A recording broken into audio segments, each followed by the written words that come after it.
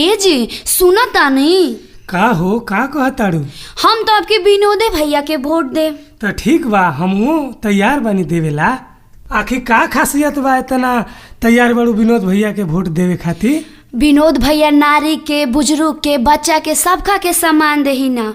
अगर उनकरा के वोट ना दे तो आयरू गैरू सबके देले से कोनो फायदा बाजी ना हो, सही कहताड़ू। तो चलिए घूम घूम के गांव में सबकरा से वोट मांगल जब विनोद भैया के ही ये बारी विजयी बनावल जाये।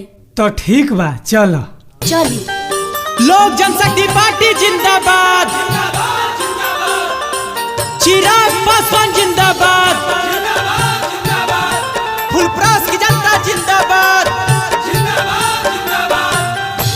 कि हाथ जोड़ी सबके विनोद भैया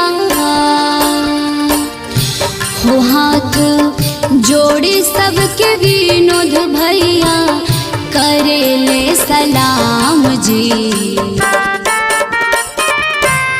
बंगला छाप पे बटाना दबई है बलाम जी।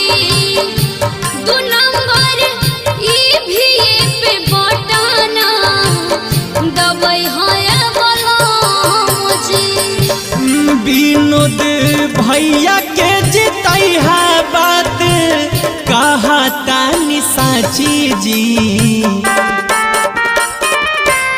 बंगला छाप पर बटनिया दबई है चाची जी।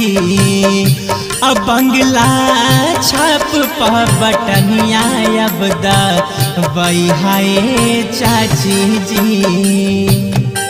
क्षेत्र संख्या 39 फुलप्रास विधानसभा से आपके करवट उम्मीदवार भाई विनोद कुमार सिंह जी के बंगला छाप पर बटन दबाकर भारी से भारी मतों से विजयी बनाए। गरीब किसान लोग के करी है भलाई, विनोद भैया के दिया जा जिताई।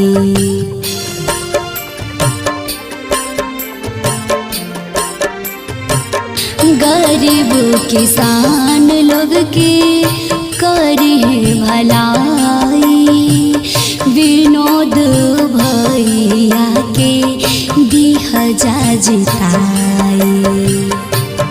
फूल प्रास के जनता खातिर हो, फूल प्रास के जनता खातिर हो जाइए गोलम जी। बंगला छाप पे बटाना दबई है बलाम जी। 2 नंबर EVA पे बटाना दबई है बलाम जी। नरेंद्र मोदी जिंदाबाद, भाई विनोद कुमार सिंह जिंदाबाद, रामविलास पासवान अमर रहे।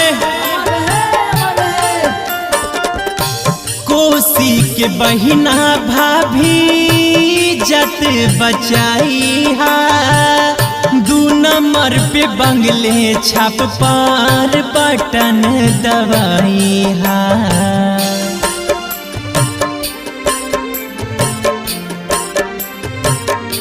कोसी के बेटा हवे इज्जत बचाई हा, 2 नंबर पे बंगला छाप पर बटन दबाई हा। अब बंगला छाप कहाँ से खाली बात रांची रांची जी। अब बंगला छाप पर बटनिया अब दबई है चाची जी।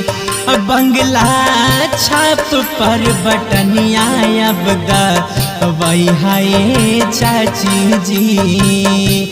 अब बंगला छाप के विजयी अब बनाई है चाची जी। जाना तानी विनोद भैया के जब जितावल जाई तब न चिराग भैया के मुख्यमंत्री बनावल जाई। तब ना अपना बिहार के विकास होई। हाँ हो ठीक कहताड़ी। तो चली वोट मांगे फिर हमरा साथे। चला चला चले के। चली।